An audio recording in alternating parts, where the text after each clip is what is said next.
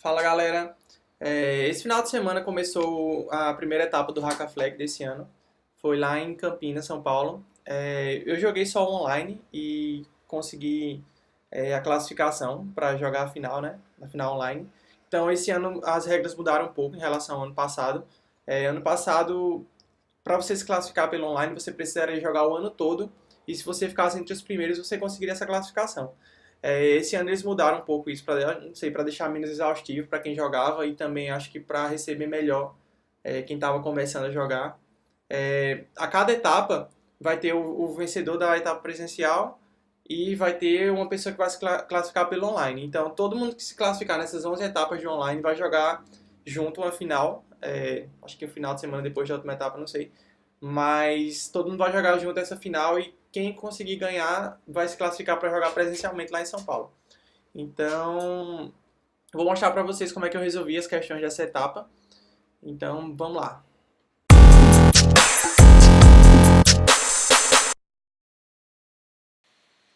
Então, eu vou começar aqui com a chave de cripto, que foi a mais resolvida aí nessa etapa.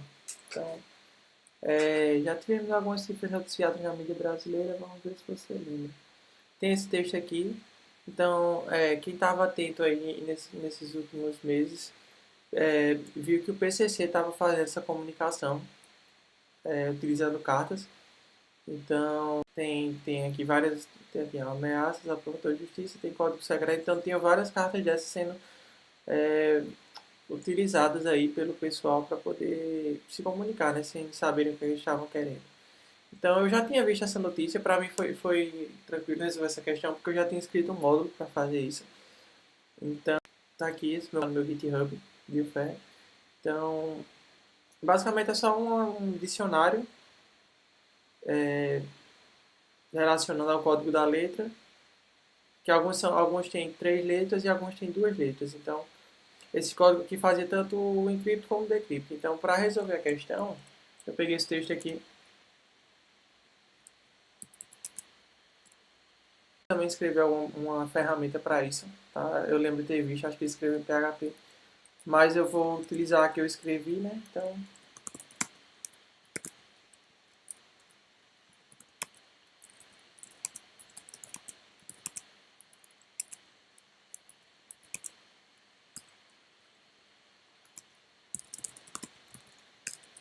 para resolver a questão era só isso. Você precisava olhar esses símbolos aqui, ver o que significava e fazer a tradução. Então, se você fosse fazer na mão também era rápido, era só procurar na internet como é que resolvia. Então, é isso. Essa questão aqui, legal. Foi bem legal porque pegou uma coisa atual para falar de criptografia. Então, foi bem legal essa questão. Então, vamos para a próxima. Questão de programação.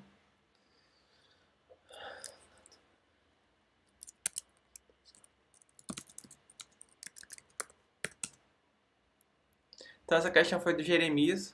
Sempre dá um trabalhinho de fazer, pelo menos ele não deixou essa tão difícil, não deixou essa difícil, tava simples de resolver. Então, o que é que acontece nessa questão? Ele mostra aqui uma estante desorganizada, que tem várias camisetas, vários números de camisetas, né, diferentes, e ele pergunta qual é o menor número de movimentos para poder deixar todas as estantes com a mesma quantidade de camisas. Então, assim, basicamente, nesse exemplo aqui, tem 1, 2, 3, 4, 5, 6. Então, por exemplo, você poderia ter todas as estantes com 3 camisas, todas as estantes com 5 camisas ou com 6 camisas. Ou seja, você tem que ir testando cada quantidade dessa e ver qual é o menor número de camisas que você precisaria tirar ou colocar de cada estante para ficar o mesmo número para todas elas. Então, assim, não é uma resposta única, não, tipo, não é uma média aritmética, por exemplo, única que vai te dar a resposta certa nessa questão. Você precisa testar alguns resultados, né? Então, assim, eu vou mostrar como é que resolve isso aqui, por exemplo. Tem 1, 2, 3, 4, 5, 6. Se você pegar o valor médio, né, a média geométrica desse caso aqui, acho que seria 4. Então, você calcula aqui. Então, de 1 para 4 são quantas? 3 camisas. De 2 para 4, 2. Então, com isso, 5. Mais um aqui, 6. Que não precisaria trocar nenhuma. Aqui você precisaria tirar uma, 7. E aqui precisaria tirar duas, 9. Então, é assim que você resolve essa questão. Então, o que foi que eu fiz para poder resolver?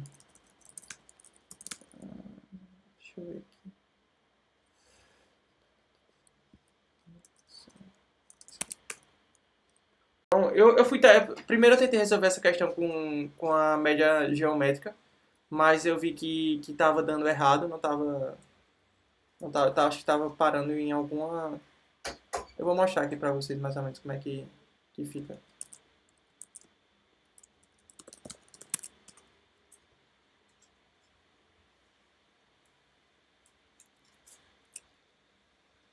Bom, eu na verdade acho que eu não vou mostrar tudo não, porque se eu não me engano ela para na 47.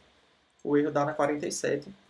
Então, é, basicamente, dá pra ver aqui que as médias, eu dei uma olhada, né, em estatística, vi as medidas que são usadas para tendências centrais, então tinha média geométrica, média harmônica, média aritmética, tinha mediana também.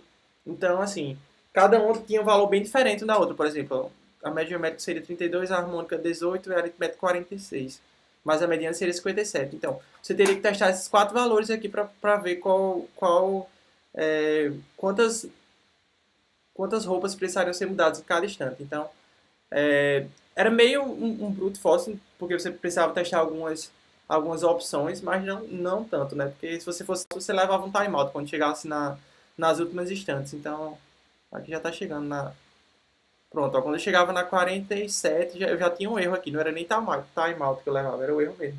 Então, eu acabei fazendo o cálculo de outras tendências centrais para essa questão. Botei harmônica, botei geométrica. No caso, eu tinha começado só com aritmética. Então, eu tinha começado só com aritmética. Então, eu testei quatro tendências centrais. No caso, a mediana, o cálculo da mediana ele é bem fácil de ser feito. É só você ordenar a lista e depois pegar o elemento que está na metade dessa lista. Então, com isso, eu testava também alguns valores próximos. Por exemplo, nesse caso aqui, deixa eu pegar um número menor. Se eu tenho uma mediana 514, eu coloquei um offset aqui de 4.000. Então eu testava 4.000 números antes do 514 e 4.000 números depois. Eu fui ajustando esse valor até ver onde é que dava para levar timeout ou não. Eu achei. Então se eu rodar de novo aqui essa questão, eu consigo resolver, porque eu estou testando os quatro valores aqui e estou pegando o menor valor, desses cálculos, né? No caso, eu tenho a resposta aqui e faço o cálculo dessa iteração e vejo qual dos valores é menor e vou atribuindo para essa variável aqui da resposta. Então, isso aí vai fazer a questão ser terminada. Então, eu perdi um pouco de tempo nela porque eu não testei com a mediana, estava testando com outras medidas centrais. Então, depois que eu me lembrei da mediana, que faz um bom tempo que eu não estudava estatística, então eu acho que assim, o que ajudou mesmo a resolver era a mediana. Os outros valores, apesar de ajudarem a chegar nas últimas instantes, eles não davam um valor certo para quando chegava aqui, né, no final. Então eu vou deixar rodando aqui só para vocês verem a flag. Tá aqui na 42, vai aumentando aqui o número das camisas nas instantes, né? Assim como os valores também do número de camisas, né? Então aumenta o número do valor da estante e o número da camisa. Então,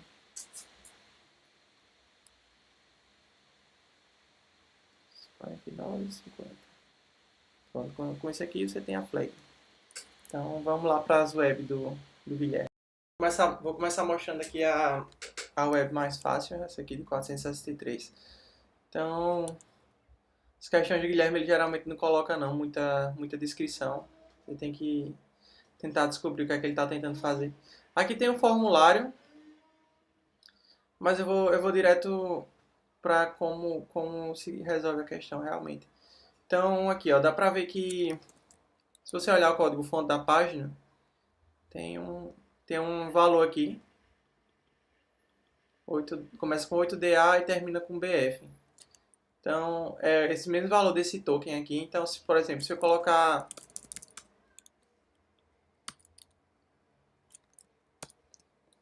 E eu for olhar o input, então tá aqui o valor que eu coloquei.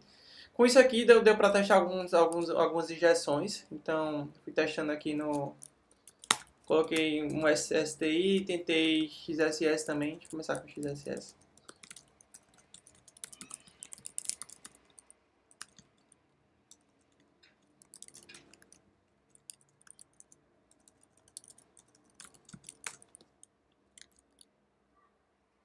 Então assim, não pega porque tá só o valor aqui no input. Então o que é que dá para ser feito? Então eu testei logo o SSTI. Eu vi que a aplicação era em PHP. Se eu olhar aqui dá para ver. Que aqui é o PHP 5.5.9.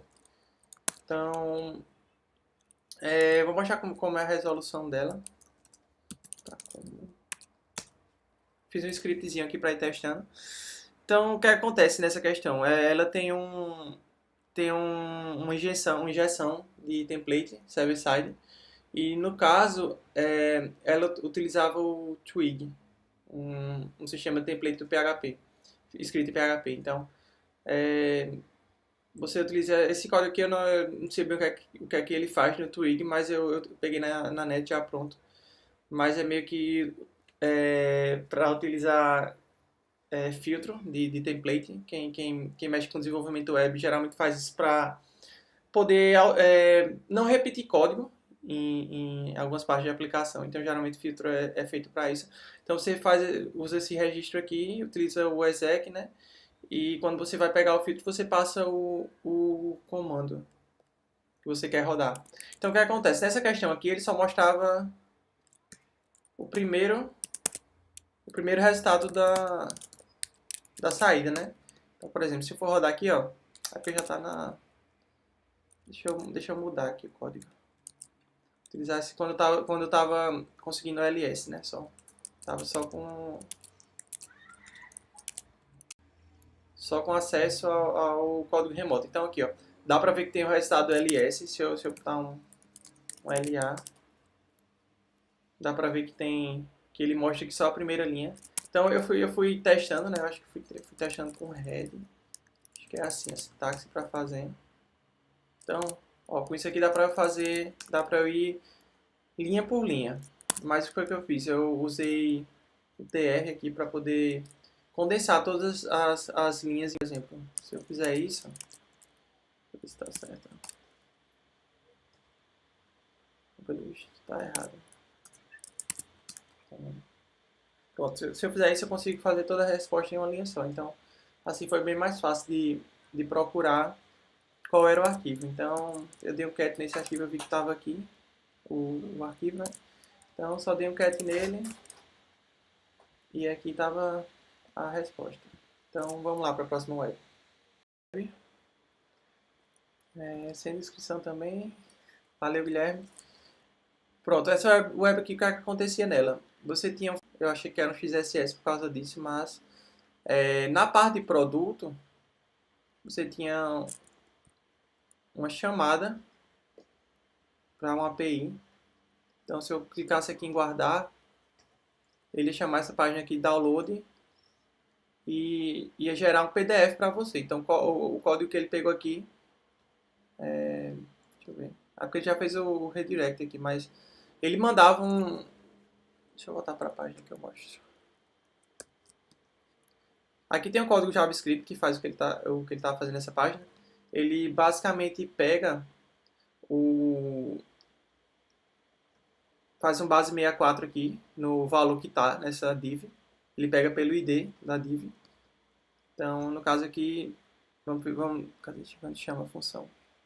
Pronto, aqui, ó. No onClick tem o download e Rivotril. Deixa eu aumentar um pouco a tela. Tem o download e Rivotril. Então, ele vai passar esse Rivotril aqui, que no caso é o ID dessa div. E ele vai pegar esse elemento, vai fazer um replace do HTML que está dentro dele, vai tirar os espaços, né? Vai tirar as quebras de linha também.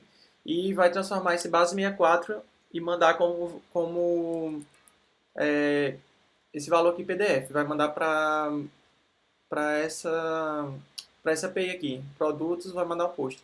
E aqui vai fazer uma leitura, né? Só vai fazer uma leitura da resposta e redirecionar, que no caso era aquele download PDF com interrogação e o número do ID. Então, eu fiz um script para isso também. Eu demorei bastante nessa questão, porque... Cadê? Eu procurei o exploit. Então, eu olhei a biblioteca, não tinha nenhum issue relacionado a isso. Na documentação do MPDF também não tinha. Cadê? HTML suporte.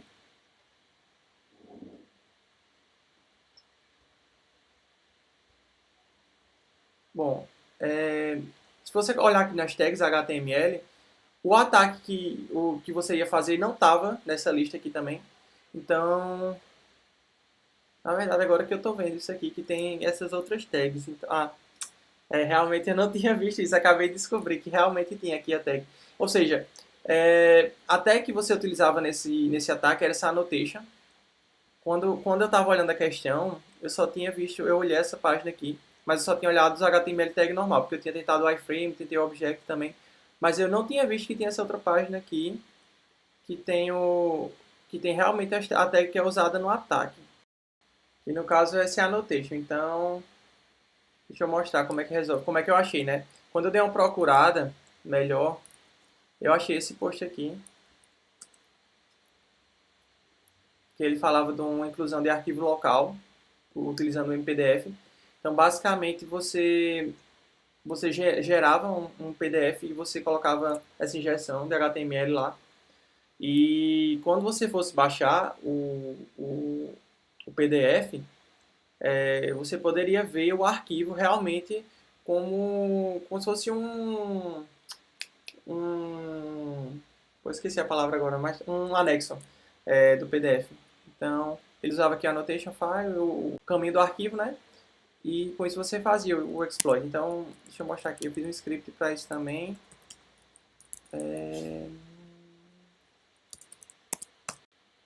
Então, aqui tem o arquivo que estava sendo utilizado no ataque, era esse aqui, o .php.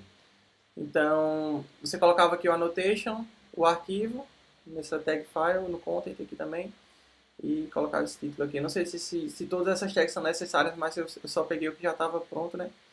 E então, eu gerei aqui o arquivo. Então, se baixar aqui, ó, já deu para ver que tinha um arquivo salvo. Então, eu vou salvar ele.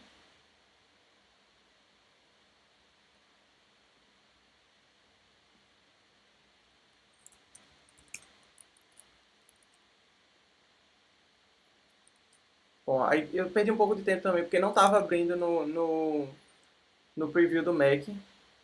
Ou seja, eu tive que baixar um visualizador de arquivos para poder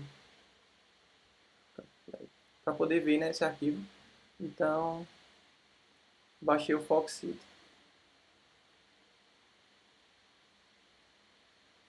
Então, se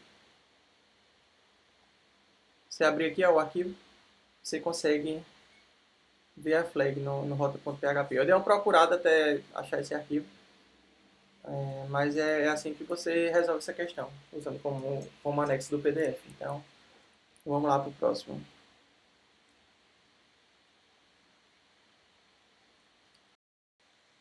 Pronto, vou mostrar aqui a questão do boot, que ele fez. Achei bem legal essa questão, falando sobre um arquivo EPS, que basicamente é um arquivo PostScript encapsulado.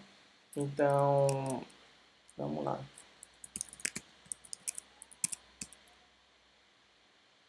O que acontece nesse arquivo? Esse aqui já tá, deixa eu pegar a versão dele aqui de novo.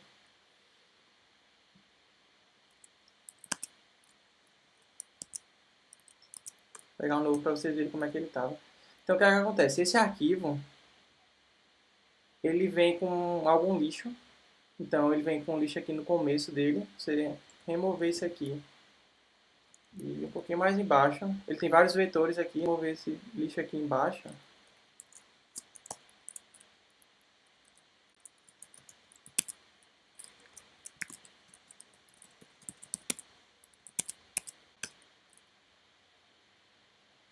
Pronto, ó. Se você remover naquele lixo que eu mostrei no começo, você consegue ver esse pentágono. Então, o que é que acontece nessa questão? Ele tem vários vetores, e esse pentágono aqui é um deles. Porém, como dá para notar aqui, tem vários vetores diferentes. Então, o que foi que eu fiz? Eu comecei a brincar com esse arquivo, ver o que é que cada coisa fazia. Então, eu notei que... Deixa eu ver. Esse aqui já está modificado. Deixa eu pegar outro.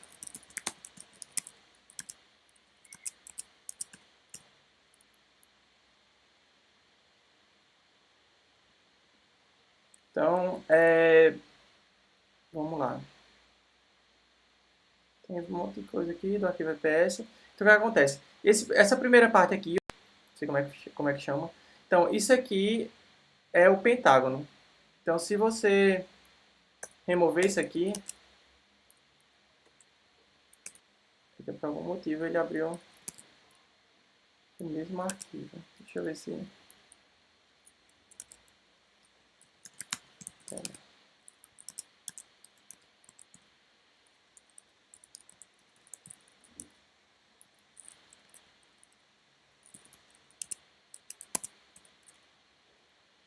Então aqui, ó, já dá para ver o arquivo que sem esse pentágono ele fica totalmente branco. Porém, o que acontece?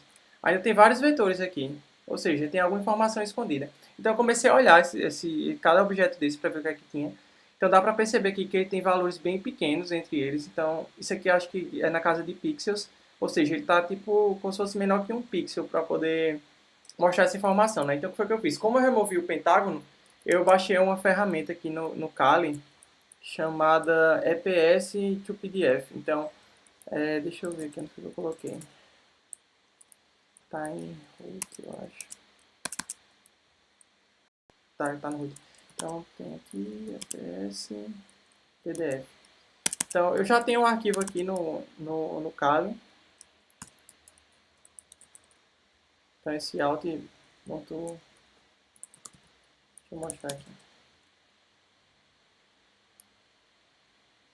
Tem aqui, ó, esse flag.eps, por exemplo. Então tem esse outro new flag. Vou mostrar esse flag.eps.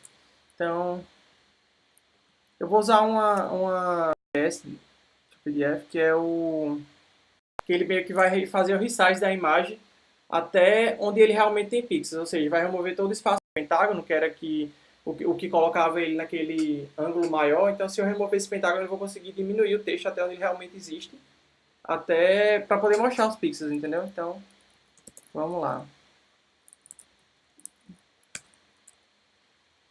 Então, sai aqui o flag.pdf. Então, aqui ó, já dá para ver que tem um textinho. Ele fez um resize, mas não foi tão...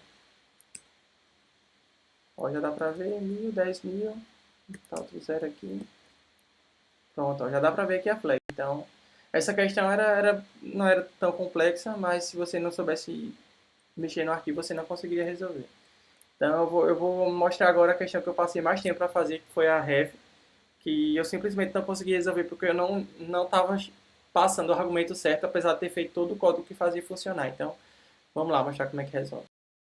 Eu vou mostrar aqui a última questão. Era uma rev de Windows. Tem esse Campinas 2019.s. Então eu vou mostrar aqui direto na VM o que é que ele fazia esse arquivo. Então ele estava ofuscado. Então ao abri-lo você via essa mensagem de command e uma flag. Então o que é que você faria para poder resolver essa questão?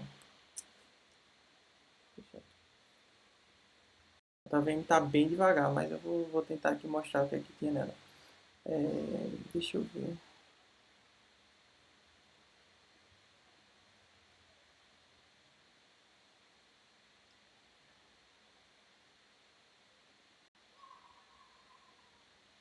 Tá aqui. Então eu estou usando o DNSpy para poder fazer o rev dela. Então dá para ver aqui que ela tem várias funções. Tem, tipo, por onde eu descobri como fazer o rev era nessa função aqui, criptografar. Então o que é que ela faz? Ela tem esse classe 8 método 0, que basicamente é uma forma de pegar essa string aqui em Unicode e transformar num caractere, num byte normal assim. E ele passa esse inteiro. Dá pra ver essa função aqui. Então basicamente o que ele faz, ele pega e chama esse outro método aqui. Aí ele faz um show, faz um end aqui também. E ele vai fazer, e vai passar, vai usar também um byte que ele definiu nesse outro método aqui, nesse manifest resource string. Então, você vai utilizar esse método aqui, esse método zero, para poder matar a questão. Então, o que mais que tinha nela? Tinha essa classe set, que era onde tinha o método principal, né, da função. Então, aqui era flag, que era onde ele mostrava Depois tinha esse outro aqui. Esse outro texto aqui que era aquele banner que ele mostra no começo, e aqui era o texto da flag, né? Então, agora o que aqui acontecia nessa questão? Tinha outra classe aqui, está separada, classe 1. Tem esse método aqui, criptografar. Então, o que é que ele fazia? Ele fazia tem um URL aqui que faz um request para uma página PHP que retorna uma chave de Windows XP. Aqui era o método post. Opa. Aqui tinha mais detalhes da requisição, né? Então, pronto. Nessa parte aqui ele fazia o hash dessa chave do XP. E depois ele criava aqui um encrypt de triple 10 aqui. E ele passava o hash da chave do XP aqui como chave. E depois ele fazia realmente a encriptação desse texto, né? E no final aqui ele retornava o texto com base 64. Então o que é que você fazia para resolver essa questão? Tem aqui outro método com a resolução, deixa eu achar aqui. Pronto, aqui tem a resolução da questão. Então, aquela mesma flag do começo, do jeito que ela estava com o Unicode. Então, cadê?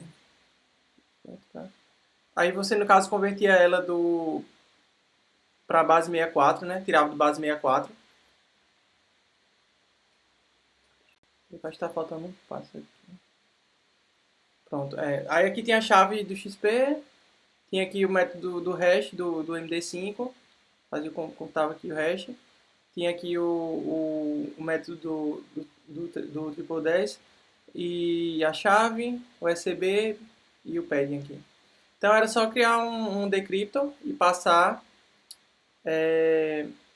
esse B aqui. No caso, esse B, ele é esse byte aqui, ó. Cadê? Bytes. Essa parte aqui, ó.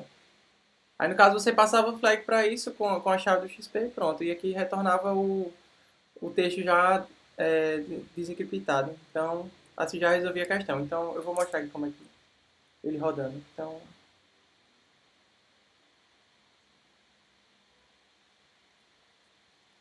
aqui era a primeira, ela antes de ser modificada, né? E aqui é a versão modificada da questão. Então aqui você poderia ver o texto da flag, base 64, o tamanho dele. E aqui a flag, a flag, ficou 10 neto. Então é isso aí, galera. Eu tentei fazer o vídeo um pouco rápido, porque tinha muita questão, então não deu para detalhar tanto, mas eu espero que vocês tenham entendido aí mais ou menos como é que resolviam as questões. Então valeu, até a próxima.